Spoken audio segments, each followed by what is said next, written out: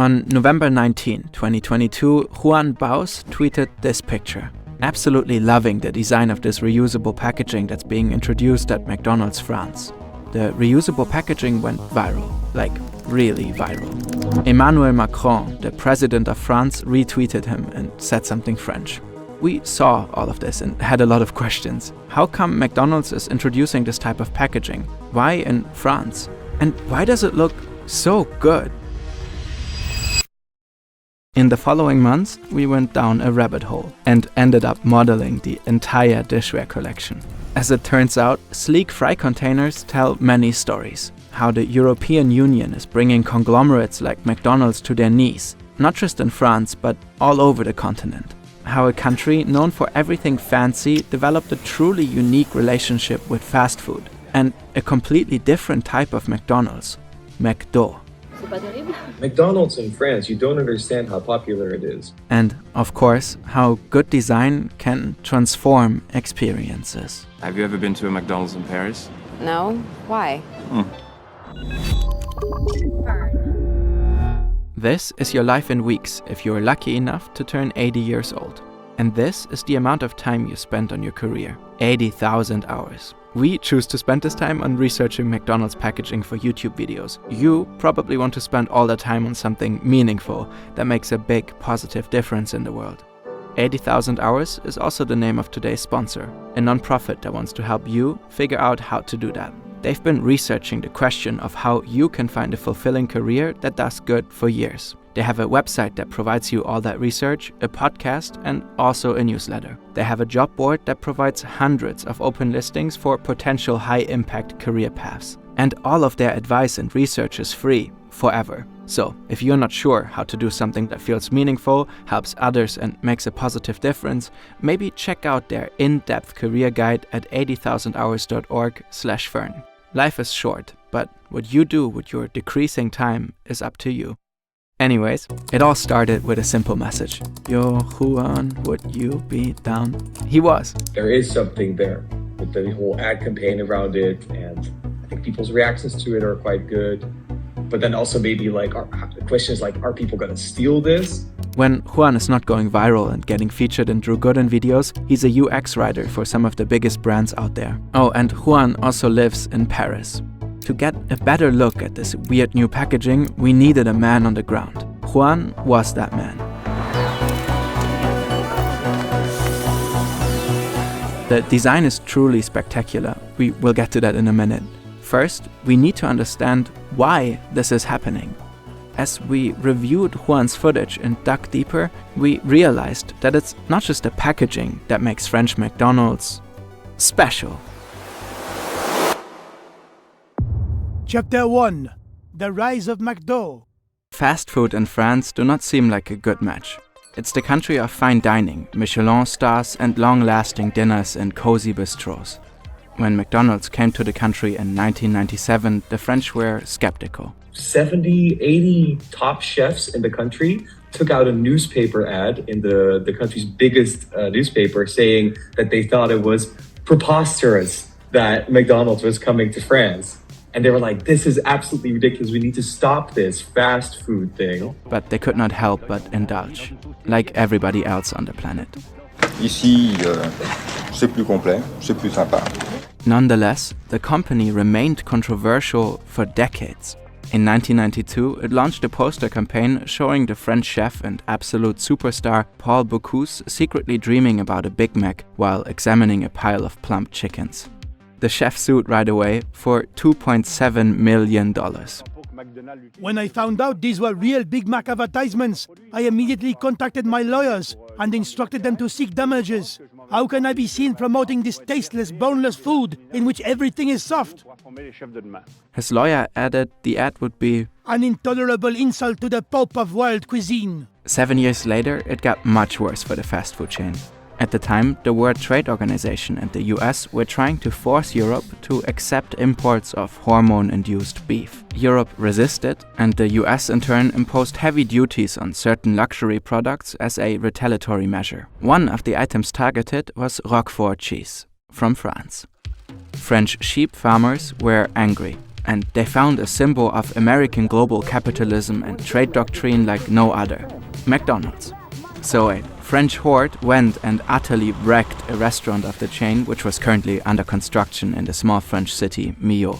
The horde was led by the activist and sheep farmer José Bové, the Frenchest-looking man of all time. I mean, what even is this pipe? The McDonald's incident made Bové a national hero and leader of the French anti-globalization movement. He published a best-selling book 2 years later, and in 2007 he ran for president.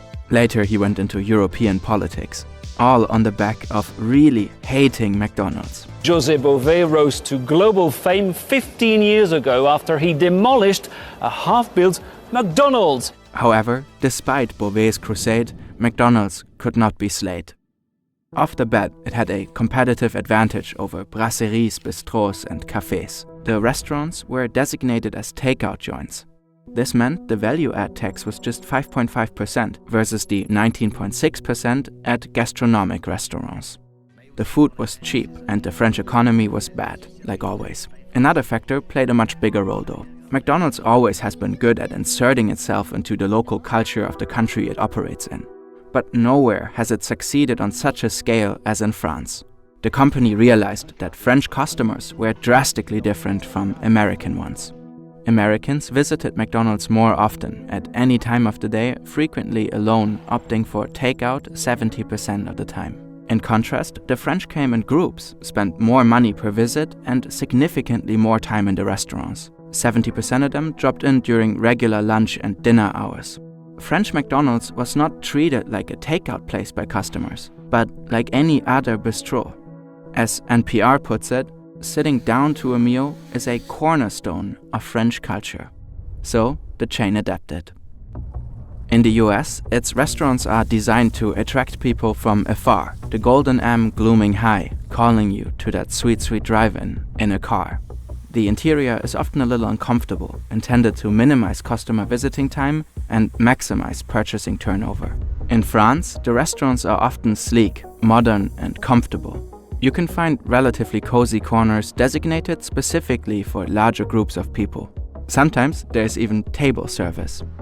On the outside, the golden M is often subdued on the facade. The architecture is regionally diverse. McDonald's in France almost doesn't feel like fast food. That is so apparent, even the dumbest show on the planet, Emily in Paris, noticed. This is so chic. There's no grimace, no hamburglar. What's a hamburglar? Never mind. Products are locally sourced, and there are unique offerings like the obvious McBaguette, but also a croque McDo. McDonald's does this everywhere, of course, but they do it very well in France. There's a funny little review of the world-famous L'Adoré macarons in Paris on TripAdvisor. The reviewer concludes, the macarons taste the same as the ones sold at McDonald's across the road, except for 4 times as much as the price. You see, this person from London is not just angry, they are onto something. The macarons at McDonald's are indeed manufactured by the same company. Today, McDonald's is universally called McDo in France. It is a cultural institution and even has its own slogan. Venez comme vous êtes. So like, come as you are. It is considered to be one of the biggest and most profitable markets for McDonald's in the world. So McDo is special. But why would they come up with reusable dishware? It seems like quite the hassle. Well, the root of it all is the EU. Chapter 2: The EU's War on Plastic. Sometimes people don't realize how powerful the EU actually is. The European Union's executive body, the Commission, can issue directives. These directives are goals, which must be achieved by all member countries. But every country can decide on how to get there. Once translated into national law, the member states must notify the Commission, which in turn checks if it is A-OK.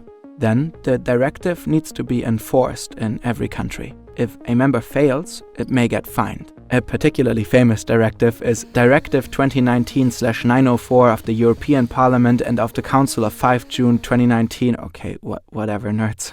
Basically, it's a big EU move to reduce the impact of plastic on the environment. This includes the much ridiculed ban of plastic straws and balloon sticks. But in truth, it goes much further than plastic straws becoming paper ones. For example, the directive makes single-use plastic producers pay to clean up single-use trash. And finally, the important point, it forces member countries to find ways to reduce the consumption of single-use plastics, such as food containers and beverage cups. France is always exceedingly extra and top of the class in combating plastic. They've gone way above what was expected and banned new single-use plastic packaging from 2040. From early 2025, new plastic packaging has to be made of 100% recycled plastic. And since the beginning of 2023, single-use packaging is banned from French fast food restaurants.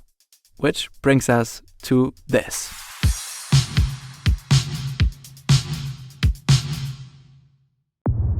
Chapter 3.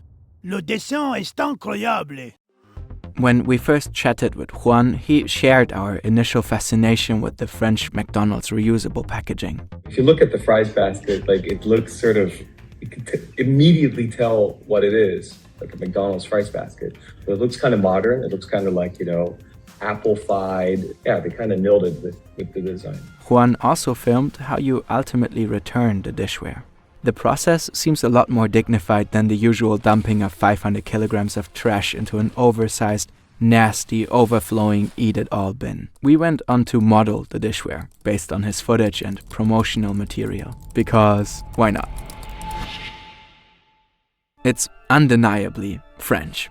The design studio behind it is called Ilium. They picked a plastic called Trident for the various containers, which is similar to glass and ceramic in its hardness and transparency, and preserves the organoleptic qualities of the food. Vents, graining, striations have all been designed to address their functions in the best possible way. Greasy hands need great grip. The development of this technology took over 2 years. Unsurprisingly, it gets stolen a lot. The reused dishware went viral with good right. But it's just one small part of a much more elegant whole. For a country where eating at the restaurant is the norm, it makes even more sense that the food is not needlessly overpacked anymore. However, it's unclear if relying on reusable plastic is actually more sustainable than switching to long-wearing glass or china. The French government promises to remain vigilant on this question.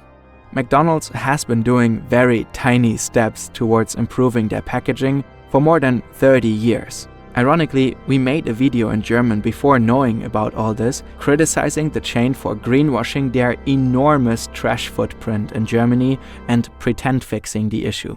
Some EU directives and one chunky national law later, we get this.